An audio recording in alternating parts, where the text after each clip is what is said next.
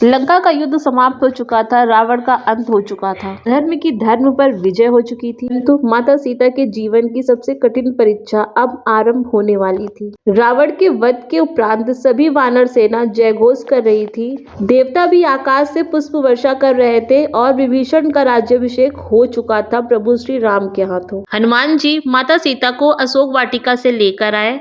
माता सीता की आंखों में वर्षों का विरह, तपस्या और आशा समाई हुई थी। वे मन में सोच रही थी कि आज वर्षों के बाद प्रभु मुझे अपने हृदय से लगाएंगे। परंतु कुछ और ही हुआ। जब माता सीता प्रभु श्री राम के सामने आई, तब श्री राम ने राजधर्म के कारण कुछ कठोर शब्द कहे।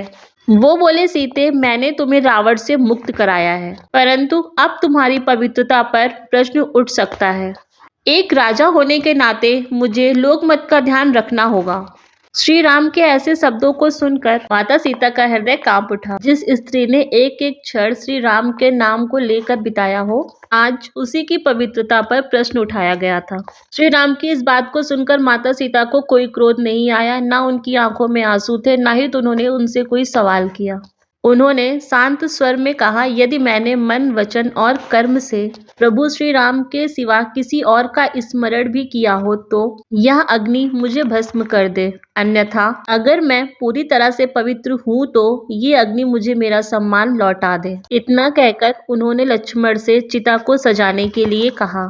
चारों ओर सन्नाटा छा गया। वानर सेना भी स्तब्ध रह गई। देवता भी विचलित हो गए। माता सीता ने श्री राम की ओर अपनी अंतिम दृष्टि डाली। माता सीता की उस दृष्टि में ना तो शिकायत थी, ना तो कोई प्रश्न था, तो सिर्फ समर्पण। और फिर माता सीता बिना विलंब किए हुए अग्नि में प्रवेश कर गईं। उनके अग्नि में प्रवेश करते ही अग्नि की लपटें शांत हो गईं। क्षण भर बाद अग्नि देवता स्वयं प्रकट हुए। अग्निदेव ने कहा, हे राम, माता सीता पूर्णतः पवित्रता की मूर्त है। इन्होंने तन और मन से कभी भी अधर्म को स्पर्श नहीं किया है, अतः आप इन्हें स्वीकार कीजिए। श्री राम की आंखों से आंसू बहने लगे। उन्होंने कहा, मैं जानता था कि सीता पूर्णतः पवित्र है, परंतु लोक कल्याण और राजधर्म के लिए ये परीक्षा जरूरी थी। श्री राम ने माता सीता को अपने हृदय से लगा लिया। संपूर्ण समाज साक्षी बना कि नारी का शील अग्नि से भी ज्यादा पवित्र है। ये अग्नि परीक्षा माता सीता की नहीं, अपितु समस्त समाज की थी।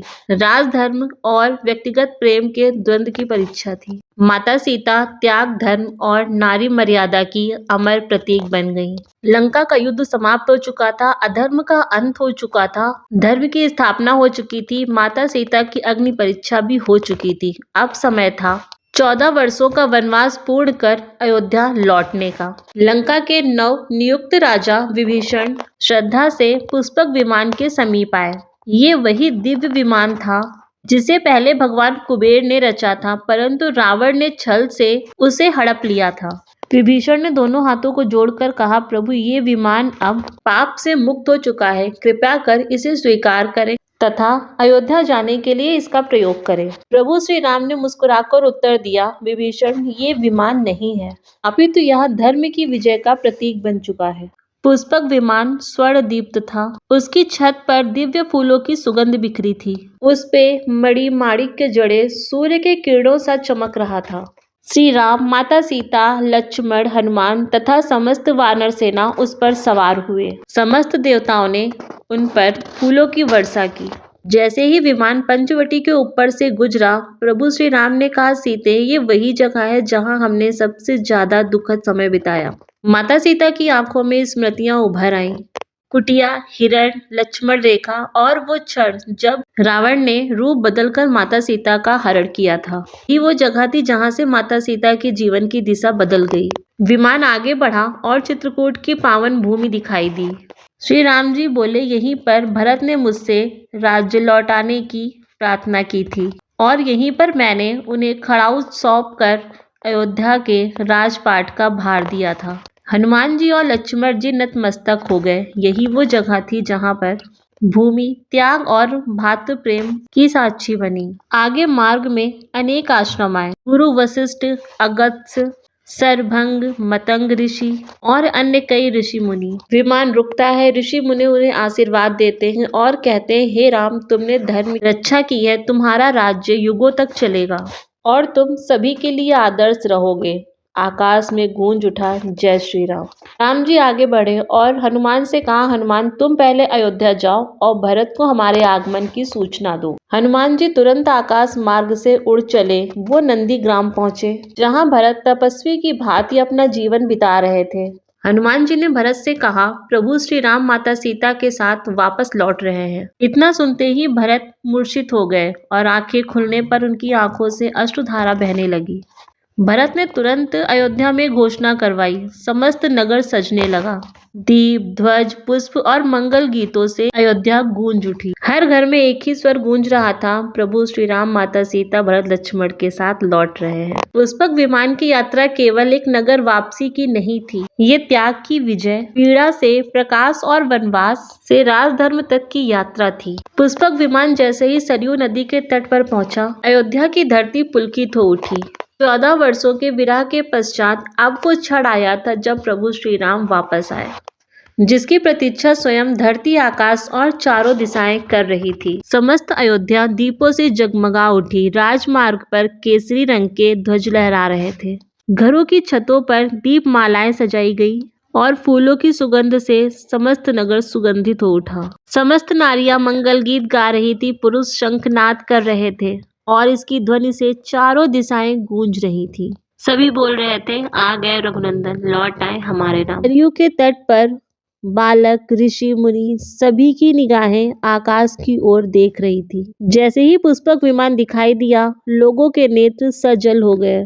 वो एक ऐसा दृश्य था जिसका वर्णन करना असंभव है। भरत दौड़ते हुए आए और उनके हाथों में वही खड़ाऊ थी जो श्री राम ने उनको दी थी। भरत की आंखों में आंसू थे और वो मुख से भैया राम पुकार रहे थे। जैसे ही राम जी पुष्पक विमान से नीचे उतरे, भरत दौड़कर आए और श्री राम के चरणों में गिर पड़े। भरत ने कहा, प्रभु ये अयोध्या आपके इंतजार में तपस्या कर रही थी, आज इसका इंतजार पूरा हुआ। राम जी ने भरत को उठाकर अपने हृदय से लगा लिया। दोनों भाइयों के अश्रु मिलकर सरयू को और ज्यादा पवित्र कर रहे थे। लक्ष्मण, शत्रुघ्न और हनुमान इस दृश्य को देखकर भाव विभोर हो गए। माता कौशल्या, केकई और सुमित्रा दौड़ते हुए आई। माताओं ने श्री राम को अपने गले से लगाया। माता कौशल्या बोली, बेटा आज मेरी तपस्या पूरी हुई। माता सीता ने भी माताओं के चरण स्पर्श किए। अयोध्या की समस्त नारियां माता सीता को देखकर धन्य हो गईं। श्री राम ने नगर में प्रवेश किया। फूलों की वर्षा हो रही थी। सभी देवताओं ने मिलकर आकाश से फूलों की वर्षा की। जन जन के मुख से सिर्फ एक ही स्वर निकल रहा था, जय श्री राम। दोस्तों, श्री राम की अयोध्या में वापसी सिर्फ एक राजा की वापसी नहीं, अपितु धर्म, त्याग, करुणा और मर्यादा की विजय थी। और यहीं से राम राज्य का शुभारंभ हुआ, जहां पर राजा पिता के समान था और प्रजा परिवार के समान।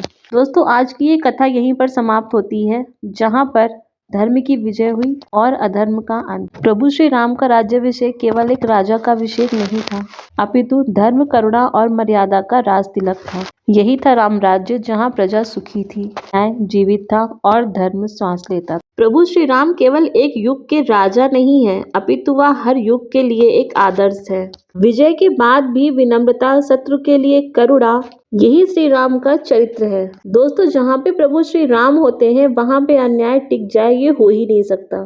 अगर आज भी हम श्री राम के आदर्शों पे चले तो हर घर अयोध्या बन सकता है। दोस्तों, श्री राम सिर्फ एक नाम नहीं है, अपितु जीवन पथ है और राम राज्य हमारे आचरणों से शुरू होता है।